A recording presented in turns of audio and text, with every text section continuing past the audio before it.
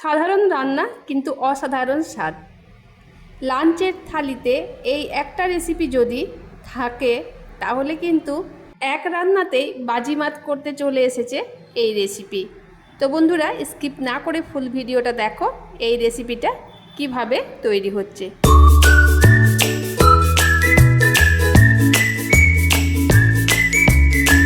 রেসিপিটার জন্য আমি এখানে রুই মাছ নিয়েছি।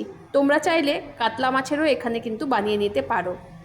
তো রুই মাছ নিয়েছি, খুব ভালো করে সেগুলো ধুয়ে নিয়েছি। ধুয়ে এবার যেগুলো আমাদের প্রয়োজন মাছের গায়ে মাখাতে হবে, লবণ আর হলুদ, পরিমাণ মতো লবণ আর হলুদ দিয়ে খুব ভালো করে মাছের গায়ে মাখিয়ে নিলাম।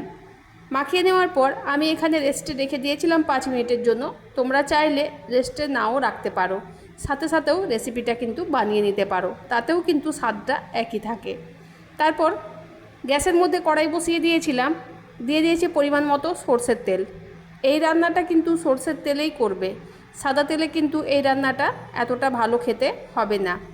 দিয়ে দিয়েছি রুই মাছগুলো ভাজতে, খুব ভালো করে কিন্তু কড়া করে এখানে ভেজে নেব।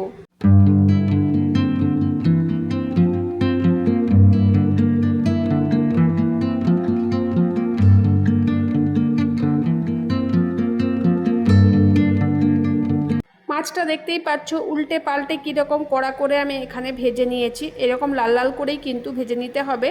আর তারপরে আমি একটা পাত্রে মাছগুলো সব তুলে রেখে দিলাম।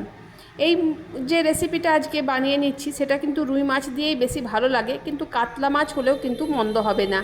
তারপর দেখো এখানে যে তেলটা ছিল মাছ ভাজার, সেই তেলের মধ্যে আমি দিয়ে দিয়েছি রাঁধুনি আর 5 ফোড়ন। ফোড়নে এই দুটো জিনিস অ্যাড করে দিয়েছি, খুব ভালো মতো ওগুলো মশলাগুলো তেলের মধ্যে মিশে এলে তারপর দিয়ে দিয়েছি একটা পেঁয়াজ কুচিয়ে রেখেছিলাম, সেটা দিয়ে দিলাম। পেঁয়াজটা একটু ভাজা ভাজা করে দিয়ে দিয়েছি অর্ধেক টমেটো। এই রান্নাতে টমেটোর বেশি প্রয়োজন নেই, অর্ধেক টমেটো এখানে ব্যবহার করেছি। খুব ভালো করে মিশিয়ে নিচ্ছি এখানে টমেটো আর পেঁয়াজ। তারপর ভাজা ভাজা হয়ে গেলে এখানে গাটি কচুগুলো ভালো করে ছুলে ধুয়ে রেখেছিলাম, সেগুলো কিন্তু আমি 2 টুকরো করে কেটে রেখেছিলাম, সেগুলোই দিয়ে দিলাম। খুব ভালো করে কষে নেব।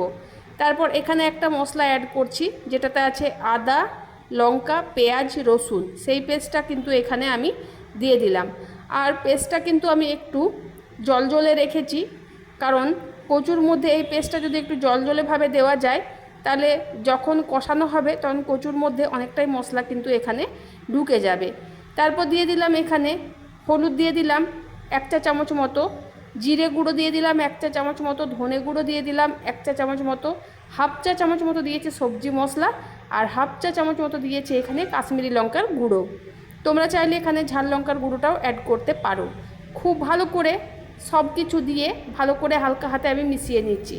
আর মশলার কালারটা দেখো কি সুন্দর হয়েছে। ভালো করে আরও কষানোর জন্য আমি এখানে ঢাকা দিয়ে রেখেছিলাম 5 মিনিটের জন্য। ঢাকা খুলে তোমাদেরকে দেখাচ্ছি কি সুন্দর তেল ছেড়ে দিয়েছে, আর কড়াইয়ের গায়ের মধ্যেও কিন্তু মশলাটা লেগে যাচ্ছে, তার মানে এখানে বুঝতে হবে যে মশলাটা আমার কষানো হয়ে গেছে। খুব ভালো করে এখানে কষে নিলাম। তোমরা কিন্তু এরকমভাবেই ভালো করে কষে নেবে। তারপর আমি মিক্সিং জারটা ধুয়ে এখানে 2 বাটি জল অ্যাড করেছি। বন্ধুরা, এখানে কচুটা খুব ভালো মানের কচু, সেজন্য বেশি জলের প্রয়োজন আমার এখানে পড়বে না। তোমাদের যদি কচুটা সেদ্ধ না হতে চায় কুকারে একটা সিটি দিয়েও এই রেসিপিটা কিন্তু বানিয়ে নিতে পারো। জল দিয়ে দিয়েছি, জল দেওয়ার পর এখানে অ্যাড করে দিলাম লবণ। লবণ দেওয়ার পর এখানে ঢাকা দিয়ে দিয়েছি। তারপর 5 মিনিট পর ঢাকা খুলে দেখছি যে ঝোলটা অনেকটাই এখানে শুকিয়ে এসেছে, আর এখানে কচুগুলোও সেদ্ধ হয়ে এসেছে।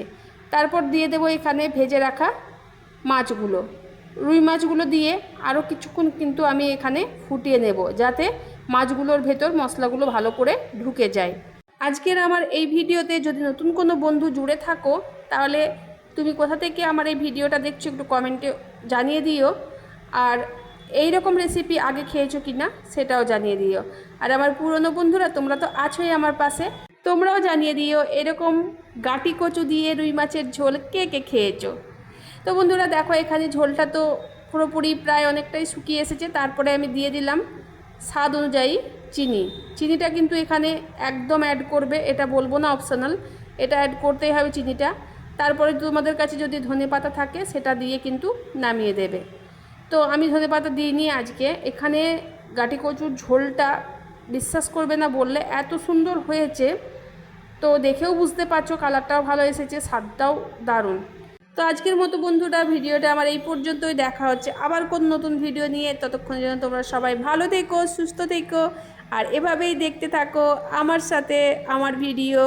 থ্যাংক ইউ বন্ধুরা।